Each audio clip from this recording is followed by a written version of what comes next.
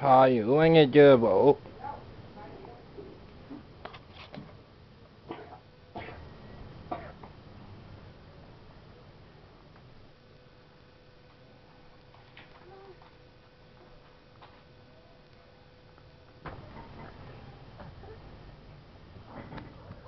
Thương em à, giỏi quá, biết thương em ha.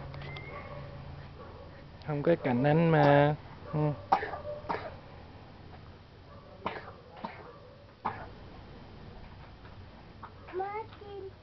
Ba biết rồi, rồi lát nữa. Bắn chim. Bắn chim mà.